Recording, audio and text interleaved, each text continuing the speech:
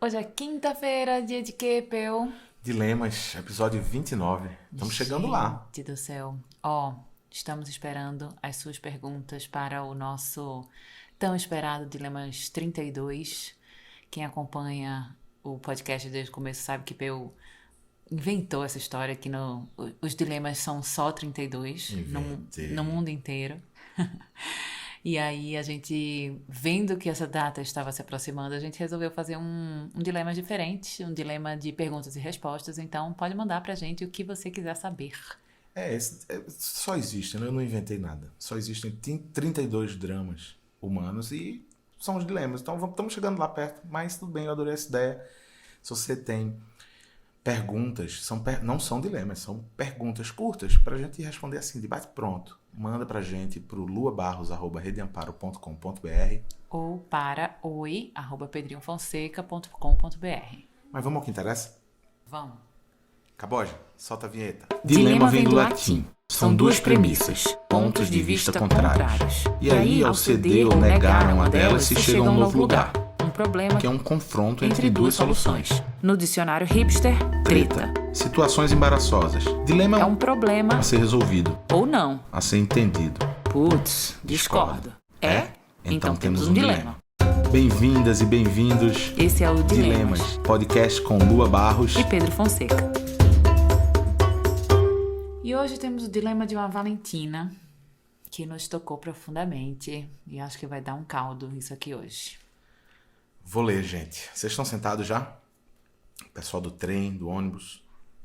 Lá vai. Oi, Lua e Pedro. Oi.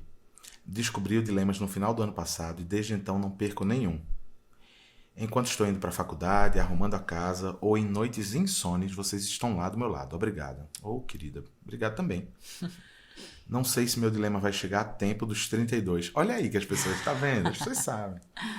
Acho que alguns elementos já foram abordados por 3 dilemas e quero dizer que só isso já me ajudou demais. Obrigado. Mas vamos ao meu. Que bom. Tenho 28 anos, sou de Belém do Pará. Sempre me considerei uma mulher da ciência e vivia por esse sonho de seguir uma vida na academia mesmo. Fiz faculdade de odontologia, pós-graduação, mestrado, ganhei uma bolsa para fazer doutorado no Canadá e vim estudar aqui em 2018, e é onde moro atualmente. Depois de 3 meses aqui nessas terras geladas, conheci um Enzo, made in USA. Também havia deixado seu país e era estudante de doutorado aqui. Eu me envolvi bastante, mas depois de 3 meses, ele iria fazer um estágio fora e passar 4 meses distante. Eu não quis oficializar nada por conta disso. Eu nunca fui uma pessoa de muitos relacionamentos. Eis que, 2 dias depois dele viajar e deixar a cidade para o tal estágio, descobri que estava grávida. Meu primeiro impulso foi de fazer um aborto. Eu não podia ter um filho sozinho em outro país, sem um relacionamento sério e sem estabilidade financeira. Aqui na província em que moro, o aborto é um procedimento legal e gratuito. Eu avisei Enzo logo no dia que descobri a gravidez e só informei o que iria fazer, marquei o aborto. Ele me apoiou na decisão e me deu um suporte bem legal naquele período. Mas eu fiquei bem mal e não conseguia me abrir com ninguém sobre o que estava acontecendo. Eis que na semana para fazer o aborto, eu comecei a me questionar se realmente era o que eu queria. Para encurtar a história, decidi não fazer. Me abri com uma amiga daqui e depois conversei com minha família no Brasil, que me apoiou na minha decisão de ter o bebê. Mas o Enzo sumiu. Se sentiu traído. Não quis falar comigo durante a gravidez. Eu tive hiperêmese gravídica e me sentia muito mal fisicamente também. Eu também deixei de lado porque queria estar bem para minha Valentininha que ia chegar. A gravidez foi barra. Passei 2 meses na cama na casa de uma amiga. Depois, já melhor e com a dosagem certa dos remédios, morando sozinha, tinha que dar conta das matérias do doutorado, das consultas no obstetra, dos enjoos sem fim até o dia da criança nascer. Tudo isso num clima gostoso de menos 20 graus. Socorro. Depois que a minha Valentina nasceu, fiz uma nova tentativa de falar com Enzo e mais uma vez fui ignorada. E assim minha vida ia acontecendo. Minha mãe, depois minha irmã, depois minha avó, depois meu pai, se revezaram para ficar comigo e com minha filha aqui onde moramos, para eu não desistir do doutorado e seguir em frente. Quando minha Valentina fez 8 meses, resolvi falar com Enzo novamente. Dessa vez já tinha ido atrás de todas as informações legais possíveis aqui nesse país e cheguei impondo. Ele teria que registrar a filha. Antes de tomar essa decisão, pensei muito. Eu sabia que muito provavelmente isso ia me trazer muita dor de cabeça, mas fiquei pensando na minha filha adulta, vivendo com esse gap. Fiquei pensando se um dia eu voltando para o Brasil com ela, nem que eu quisesse poderia obrigar o Enzo a registrá-la. E se a minha Valentina já adulta quisesse procurá-lo, ia ser bem complicado. Senti que não seria justo brincar com a história dela assim, só por ser o mais conveniente e talvez sensato, deixá-la registrada apenas em meu nome. Para minha surpresa, Enzo ficou acuado e aceitou registrá-la. E desde esse dia parece que tudo mudou, para pior. Desde o início, Enzo deixou bem claro que não queria ser pai, que eu escolhi isso atropelando a vontade dele, que essa foi uma escolha minha e não dele. Depois que ele registrou a minha filha, nada mudou. Ele não quis colocar o sobrenome dele nela, reclama a cada documento que peço e deixa mais claro que não quer nenhum envolvimento com a filha. Isso me destrói por dentro. Até porque, academicamente falando, ele é aquele aluno modelo, que sai no site da universidade como exemplo para o futuro, sabe? E em contrapartida, eu tive que desacelerar bastante a minha vida profissional por conta das obrigações maternas. Para completar o pacote, estou em uma situação em que vou precisar colocar minha filha em uma creche e não tenho como bancar sozinha. Não sei se vale a pena engolir meu orgulho e entrar com um pedido de pensão, embora ele seja estudante e não deva ser muita coisa, se é melhor ficar do jeito que tá e eu dar o meu jeito como sempre fiz. Eu não sei qual o limite entre querer proteger a minha filha desse ser humano maluco e estar privando-a de algo que é direito dela. Eu sempre tive um pai muito presente na minha vida que bancava tudo e assumiu seus papéis por um tempo quando ele se separou da minha mãe. Para mim, não faz sentido uma pessoa agir como esse Enzo. Me faz mal saber que ele ignora a filha e não se importa com a minha luta. Mas o que eu posso fazer? Se ele não quer, quem sou eu para obrigar? E ao mesmo tempo, até que ponto eu agi sozinha sem levar em conta o desejo dele de não ter filhos? Será que eu realmente posso tentar trazê-lo para uma paternidade que ele não tem interesse? E a minha filha? Será que ela vai poder cobrar a atenção que provavelmente não vai ter desse pai? Obrigada pela atenção e desculpa o textão, Valentina. Eita, Valentina. Ai, ai. É um dilema cheio de camadas. E pra mim tem uma dor latejando aí, muito forte. A dor da rejeição, né? Dela como mulher, mãe. E ela também assumiu a dor da filha dela de ser rejeitada por esse pai. Mas se a gente for para um plano da razão, a gente não obriga ninguém a ser pai. E não é um nome no registro que faz o cara ser pai. Essa decisão, né, de assumir uma filha e de cuidar de uma filha, ela vem de outra natureza. Não é a obrigação. E isso ela pode sim, ela está num país diferente do nosso, né, em que esse direito está garantido. Se ela quiser continuar nesse campo da razão e das obrigações e do dinheiro e do nome, ela pode. O resto não está sob o controle dela. E é muito difícil lidar com isso. A escolha dele de não ser companheiro dela, eu acho que é legítima, porque ela parte por um campo relacional que é com quem você escolhe seguir. Sim. Mas eu sinto que, a partir da decisão dela de ter o filho, independente disso que você falou das obrigações, mas independente do que ele pensava a respeito daquilo naquele momento, quando ela ligou para ele a primeira vez e disse, ó, vou fazer um aborto, e ele, como ela disse, ele deu suporte e tal. Houve a mudança de ideia por Não parte comunicada. dela. Não comunicada, mas houve essa mudança. Eu acho que isso muda um pouco a figura em relação à questão da paternidade. Assim, eu acho que para além das questões legais dela estar num país que realmente obriga, né, e garante esse direito, ele não tem como... Ele pode negar o papel de pai, né? Assim, ele não poderia, né, negar o papel de pai. Mas ele não tem como negar que ele é pai dessa criança. Então eu acho que ela tem que ir atrás das obrigações dele, sim. Pensão, tudo isso. Qualquer coisa. Por que simplicidade é essa pro cara dizer assim, não, eu não quero, vou embora e você que se vire aí? Não, porque tem dele nessa filha. Então tem responsabilidade dele na existência desse pequeno ser humano enquanto esse ser humano é independente. Porque também quando essa Valentininha ficar adulta, se ela escolher jamais procurar esse Enzo, porque o arrependimento dele vai bater uma hora. Todo mundo sabe, né? Todo mundo já assistiu esse filme. A filha pode fazer qualquer escolha de não ir atrás desse pai. Mas, Peu, eu acho que eu concordo com você, né? Ela tá num país que garante esse direito dessa divisão financeira das obrigações para com essa filha. Ótimo. Ela tem que ir sim atrás disso, porque ela é uma estudante, né? Mas ela precisa ter muito claro que isso não vai transformar ele em pai. Não vai. Não vai. E que todas as fantasias que ela tem sobre essa relação desse Enzo com essa filha não estão sob controle dela. Perfeito. E que essa é a história da filha dela. É sempre interessante quando surgem essas questões. Já apareceu por aqui, né? E, inclusive, outros dilemas que foram enviados pra gente que falam especificamente da questão do aborto. Sim. Né? Que a mulher fica nesse papel de vulnerabilidade. Independente da escolha. Se ela escolhe fazer o aborto legal num país como esse, ainda assim ela carrega uma puta culpa. Culpa cristã. Se ela decide não fazer, os Enzos também colocam uma culpa, como se... Não, ela própria escreveu isso, que é ela trazendo essa culpa pra gente. Quando ela diz assim, ele disse que a decisão havia sido minha e não dele. Mas a filha tá ali com ela, dentro do corpo dela. Eu fico pensando na legitimidade da decisão dela, de mesmo não tendo uma relação com ele, uma relação afetiva, amorosa, nada. Ela diz, cara, mas eu quero essa filha. Mas então, esse é um Eu desejo. escolho. Esse é um desejo dela. Então, ela fez essa escolha. Eu escolho ter essa filha.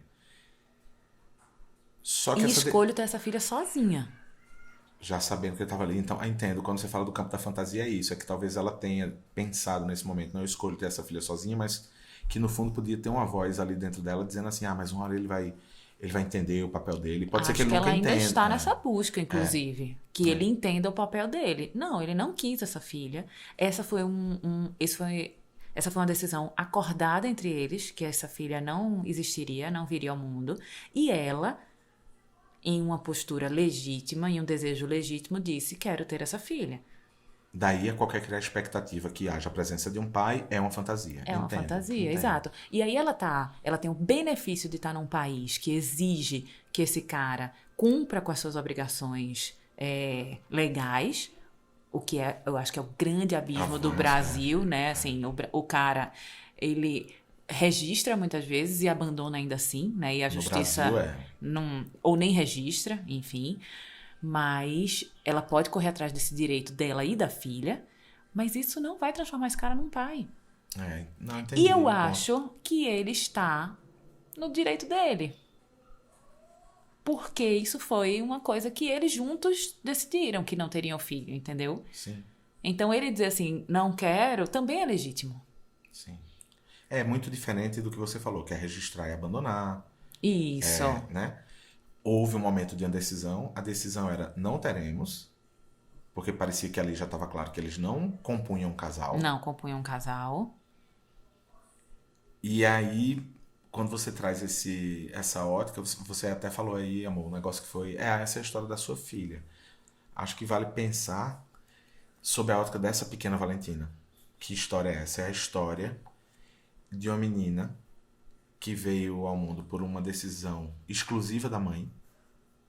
Sim. E que vai lidar, porque ela falou de um gap em algum determinado momento, mas o grande gap que a filha vai viver, e talvez viva a vida inteira, é a ausência da figura paterna. A ausência emocional. A ausência da figura paterna, né? É.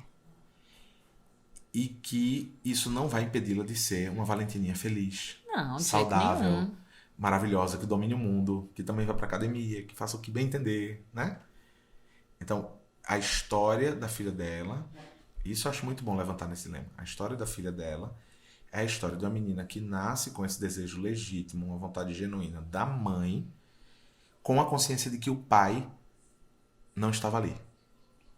Ou seja, a gente tem aqui, na verdade, um dilema de uma mãe solo. Exatamente. E sabe o que eu penso? Que quando ela fala, não, eu fui atrás dele pra ele registrar, porque assim, o que que essa história da minha filha, ela teria o direito de saber e tal. Tem um monte de projeção em cima do que é essa relação dessa menina, Valentininha, com esse pai, que tem como cenário uma relação de uma mulher que tem uma história linda com o próprio pai, né? Então, é óbvio que ela olha pra essa menina e diz assim, cara, que, que bosta eu não poder te dar a mesma coisa que eu tive. Que é uma relação muito bacana com meu pai, mesmo com a separação, né? O pai vai pro Canadá encontrar com ela pra ajudar ela a cuidar da filha. Então, assim, tem uma dor que é uma dor que não tá nessas linhas que ela escreveu pra gente. Será que tem aí aquilo que a gente já falou em outro episódio, que é a tal da reprodução? Tem um pouco. Ela tentando construir uma história para a filha que se pareça com a dela. Não, não terá. E tudo bem, E né? tudo bem. E vai ser difícil? Talvez seja. Se for encarado com leveza e fluidez e é o que tinha, filha, é o que tinha, sabe? E a gente reescreve as nossas histórias e a gente cuida das nossas dores. Mas essa dor, ela não vai conseguir controlar. E ela também não vai conseguir cuidar porque ela não é pai e mãe. Ela é só mãe. Sim. Então será... vamos fazer o seguinte. Suposta pergunta do ouvinte. Solta a vinheta, Caboge. Quem sabe, talvez, suposta pergunta, se fosse uma vez, suposta pergunta do ouvinte. A suposta pergunta do ouvinte, amor, é a seguinte. Então será que a melhor coisa a ser feita por essa Valentina mãe agora é encarar o fato que ela, independente das obrigações legais que o pai da Valentininha tem que cumprir, o que ela precisa fazer agora é encarar de frente o fato de que ela será uma mãe solo? Acho que sim. Entender esse papel dela, cuidar das dores dela, das frustrações dela, né? De quem olha pra história e diz assim, cara, é muito diferente do lugar de onde eu vim, mas é o que aconteceu, né? Vamos em frente. Se orgulhar também dessa relação que vai ser construída com essa bebê, se orgulhar muito do processo dela de estar fazendo um doutorado. Cara, eu tenho tara por mulher na academia. Eu acho sensacional. Eu acho muito foda essas mulheres que encaram esse ambiente, que é um ambiente absolutamente hostil. Sim. Hostil a tudo, hostil à feminilidade, hostil à maternidade, hostil às lutas das mulheres. Então, Valentina, cara, você é muito foda. Você tá aí, do outro lado do mundo, num frio danado, dando continuidade a um sonho seu, algo que você entende, que diz muito sobre quem você é desde sempre. Sua família inteira foi suporte para isso, o que é também emocionante nisso que você conta. E aí tem um pedaço da história da sua vida que não saiu exatamente como você talvez tenha fantasiado em algum momento, tenha planejado em algum momento. Aconteceu e você quis encarar. E então, é seu, é sua história com a sua filha.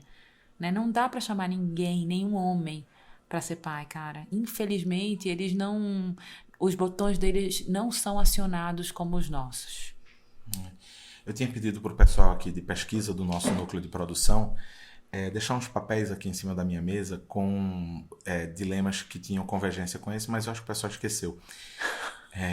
Eu fiquei muito pensando no seguinte, em quantos dilemas a gente recebeu que tratam de questões muito parecidas com essa.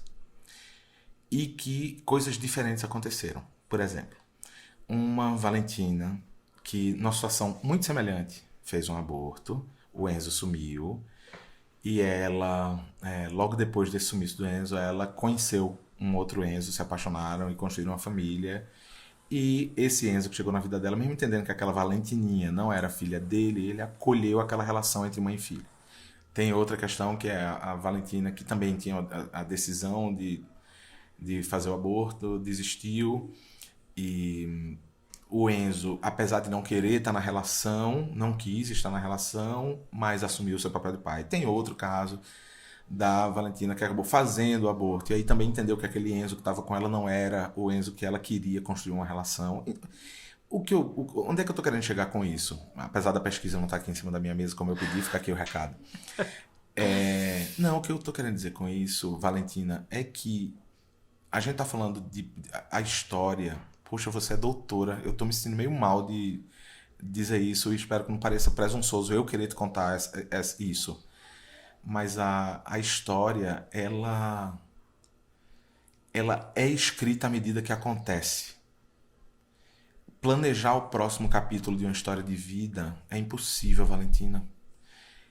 Tentar entender como vai ser o final desse livro, que é o romance da sua própria vida, é inviável. Não há chance de você construir agora o que vai ser a sua história como mãe e a história dessa pequena Valentina como filha. Quanto ao Enzo, assim, bom, caga na cabeça dele, pede as obrigações e a história dele, ele que se vire para construir. Inclusive, ele com o fantasma que vai assombrá-lo sim, de saber da existência de uma filha com quem ele não se conectou, ele foi incapaz. Ai, Peu, sabe que eu te ouço falando isso? E eu acho que essa fantasia de que ele vai se arrepender, ele vai viver com esse fantasma, isso é péssimo para as mulheres que são mães solo. Porque elas ficam também dizendo assim, não, vai chegar o dia que aquele filho da puta vai se arrepender. Não, ele vai sofrer uma hora porque ele não se refez com essa filha. Cara, não sabemos. Porque talvez é isso, assim, o cara não se envolveu emocionalmente nunca com essa criança. A vida passa e esse laço não foi construído e essa dor ele não carrega. Eu acho que é porque eu sou pai de 4 crianças. Canceriano e não imagino o que é você... recusar, rejeitar um vínculo com um filho. Realmente vem de uma... Me desculpem, as mulheres, não estou querendo colocar vocês nesse papel. Eu estou pensando aqui do alto da minha própria paternidade, 4 filhos e do que uma paternidade é capaz de fazer com a vida da gente e pensar que seria uma assombração. Mas, de novo, estou falando das minhas experiências. Realmente você tem razão.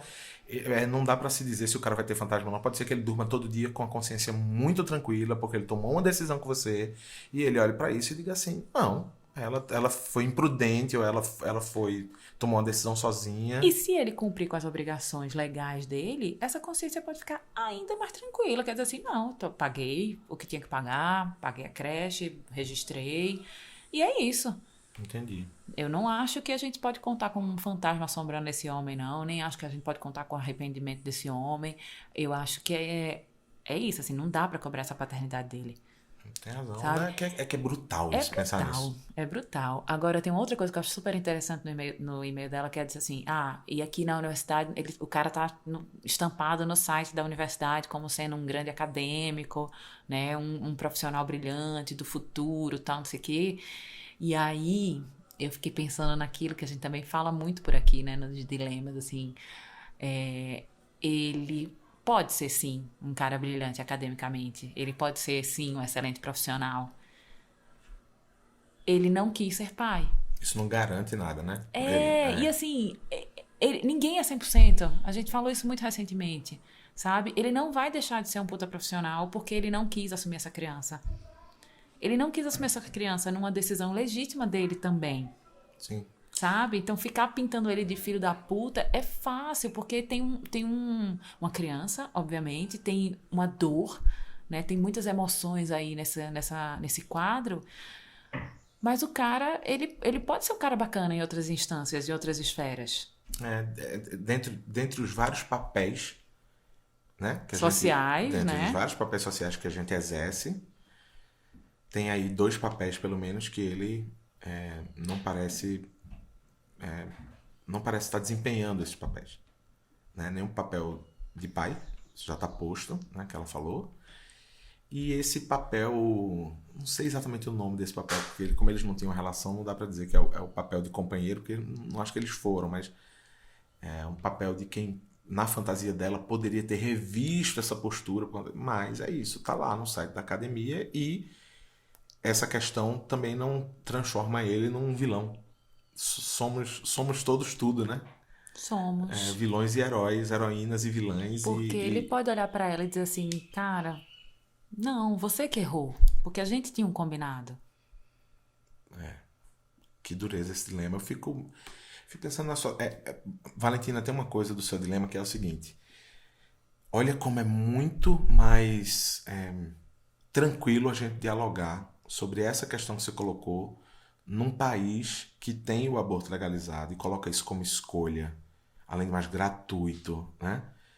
como a gente vai para um lugar de tantos privilégios, múltiplos privilégios, a gente poder dialogar sobre isso com essa serenidade, dizer, não, a gente está falando aqui sobre entendimento de papéis, está falando sobre como vai ser esse contorno da vida dessa Valentininha sem a presença de um pai. É quase racional, né? A gente transforma esse assunto assim, não, prático. É prático. Mas imagina no Brasil, onde o aborto ainda é medieval, por não ser legalizado, por ter essa coisa da religião, que é bizarro. Como é que é isso, assim, o Estado laico não tomar uma decisão tão simples sobre uma coisa que, na verdade, a preocupação política é porque isso vai contra os votos daqueles que são religiosos, né? Quem quer encampar essa decisão? Cadê o Senado? Cadê a Câmara? Mas um Senado e uma Câmara com a sua maioria de homens não vai Mas nunca é isso. conseguir entender essa questão como sendo uma questão da autonomia feminina. Não pode. Então, começa daí. Não pode o poder político num país ele ser manobrado por um sistema que quer se perpetuar. No Canadá, por exemplo, a gente tem um presidente gay. Pois é. A gente tem um corpo ministerial que, se eu não me engano, posso estar enganado, mas quando ele assumiu, eu acho que era igual, e hoje eu acho que tem maioria feminina. Eu acho também. Acho que tem maioria feminina no corpo do ministério. Então, é inviável a gente pensar que essas pautas vão vir para o Brasil com essa racionalidade que a gente aqui está falando, essa tranquilidade, sem que antes haja uma presença feminina fortíssima em todas as instâncias.